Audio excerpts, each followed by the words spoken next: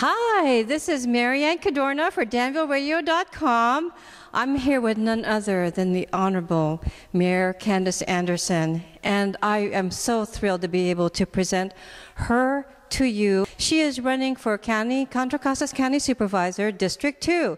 I believe in Candace Andersen. Everything that she stands for is really what makes this county and actually our country a better place to live. We need more politicians like her, and the values of family and community are there. She is actually endorsed by the exiting supervisor, which is Gail Elkema, and she's also endorsed by the entire Danville City Council. She's had 10 years of experience as City Council, and she, of course, is currently the Honorable Mayor of the town of Danville. She is an attorney. She's had 10 years experience in serving the public as a City Council. She has a degree in public policy, but more importantly is she had a career as an attorney, but she actually set that aside to serve the community and raise her family. And there is nothing greater than a career mom to set aside her career to take the time to raise children, because there's nothing greater than raising children to become productive members of our society. And on that note, I welcome you and thank you for being here with me today. And it is my privilege. Thank you, Marianne, for coming to interview me. Oh gosh, well, we need to get the word out there. So if you haven't considered the vote for Candace Andersen, I think after this interview, you may be truly behooved to do so. I think it's really important to cover your top points, and one of your top points is really to stop the pension abuse, is it not?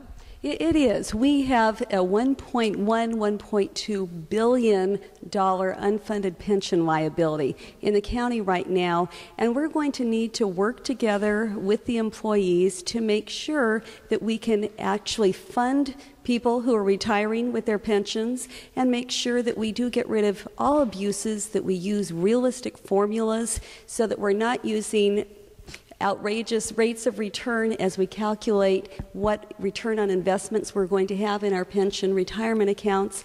And we need to come up with solutions. We have to keep coming up with new tiers for new employees. The courts have made it very clear that you can't take away vested benefits that people have already accumulated, and so we need to come up with reasonable retirement ages. Right now, many people retire at 50, 55, or even 60, whereas with Social Security, we're looking at 65 and even a little bit older. So I think we're going to need to look at long-term, we're going to need to look at a realistic retirement age. We're living a lot longer than we used to. Well, that's true, and there's a lot of talk about going green and sustainability, but that's sustainability of our green dollars.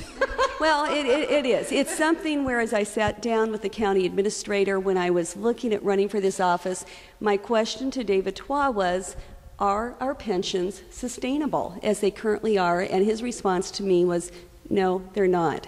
And it's something that we will need to, again, work with the employees to come up with formulas, to come up with a system so that they're paying into a pension system that's fair to them, but at the same time is something that we as taxpayers can actually afford.